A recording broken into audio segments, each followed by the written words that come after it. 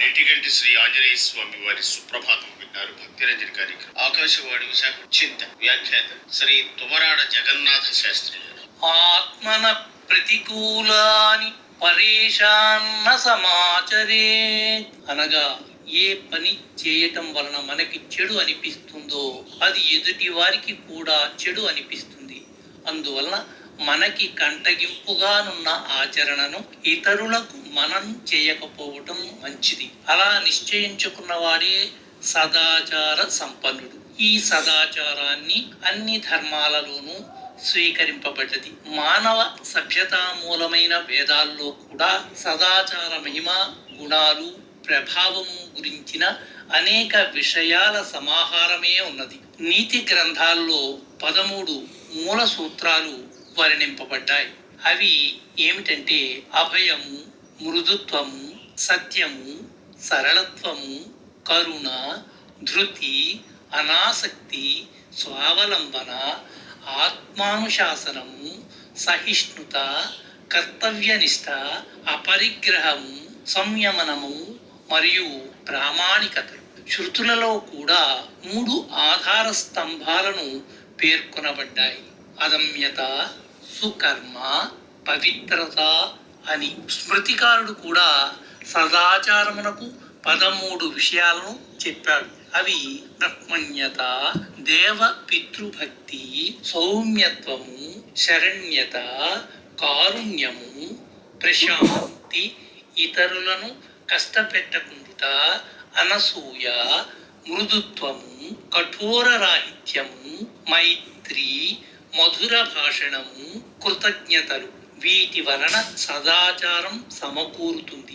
ఆచారం అన్నది జన్మతో వస్తుంది. మనస్సు సంకల్పించుకుంటుంది. ఇంద్రియములు చంచలములుగా తిరుగుతూ ఉంటాయి. కానీ మనస్సులో పరిశుద్ధమైన ఆలోచనల నుండి లేచిన తరంగాల వలన శుభకర్మలు, సదాచారాలు ఉద్భవిస్తాయి. ఋగ్వేదంలో ఒక ప్రార్థన ఇలా ఉంది: ఆ నో భద్రాక్రత ఓయంతో విశ్వత అని. అంటే మనలో అన్ని వైపుల నుండి శుద్ధమైన ఆలోచనలు రావాలి. దాని వలన విశ్వ కళ్యాణం జరగాలని అన్నమాట. ఎలా అంటే చెరకు నుండి రసం, పాల నుండి నెయ్యి వేరు కాగానే మిగిలిన పదార్థాలు నిస్సారమైపోతాయి. అలానే సదాచారము, సంయమనము, సాధనారాహిత్యము అనునవి మన జీవితంలో ఆయుష్ను, ఆరోగ్యాన్ని ఉండనివ్వకుండా చేస్తాయి. ఆయుర్వేదం ప్రకారం 101 రకాల మృత్యువులు చెప్పబడ్డాయి. వాటిలో 100 మృత్యువులు సదాచార సంపన్నత వలన మన దరి చేరవు. మిగిలిన 1 మనకి అనివార్యం. చరక సంహిత ప్రకారంగా స్వస్థ వృత్తం యదో దృష్టం యస్ సమ్యగనుతిష్ఠతి స సమాశ్యతమవ్యాధిరాయుషా న వియుజ్యతే. అంటే ఎవరు సదాచారాన్ని విధిపూర్వకంగా పాలిస్తారో వారు 100 సంవత్సరములు రోగరహిత జీవనము గడపగలుగుతారు అని. వీటితో పాటు మనిషి మణి మంత్రములను ధరించుట, సాధు, ద్విజ, గురు, సత్పురుషులను, దైవ పూజ, భగవన్నామ స్మరణ, జపతపాదుల వలన రోగములు తప్పగా శాంతిస్తాయి. ఆరోగ్యం లభిస్తుందని తెలుసుకోవాలి. దాని వలన సుఖ శాంతులు లభిస్తాయి. మన దేశంలోని కాలజేయులైన వారు, మహాపురుషులు, మనీషులు, చిరంజీవులైన వారు సదాచార సంపన్నతతో యమ నియమ పాలన, స్వాధ్యాయము, సాధన, ధర్మాచరణముల ద్వారా ఔన్నత్యాన్ని పొందగలిగారన్నది నిజం. నిర్భరుడు, దుర్భరుడు, నిరాశాపరుడు, ఆశారహితుడు, నీరసముగానున్నవాడు జీవితంలో కొత్త జ్యోతిని, ఉత్సాహాన్ని, ఉద్వేగాన్ని, కొత్త జాగృతిని ఎలా తేగలడో ఆలోచించండి. సదాచార సంపన్నుడైన మానవుడు మాత్రమే చిరంజీవిగా, ఆరోగ్యవంతునిగా, ఉత్సాహంతో, ఉల్లాసంతో ముందుకు పోగలుగుతాడు.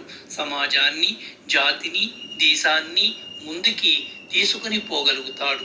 సమాజానికి నేనున్నా, నేను చేస్తా, నేను ముందుండి నడిపిస్తాను, ముందు నడుస్తాను, తప్పులు నేను భరిస్తానన్న నాయకత్వ లక్షణాలున్న వారు కావాలి. అలా అని అందరికీ ఆ లక్షణాలు వస్తాయా? రావు. మరి రాని వాళ్ళు ఏం చేయాలి అంటే ఆ లక్షణాలు లేని వాళ్ళు, ఆ లక్షణాలు ఉన్న వాళ్ళని అనుసరించి వారికి అండగా నిలబడగలిగితే అది లోక కళ్యాణ కారకం కాగలదు. స్వస్తి.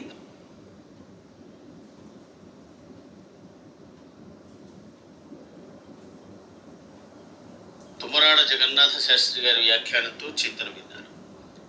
ఆకాశవాణి విశాఖపట్నం కేంద్రం.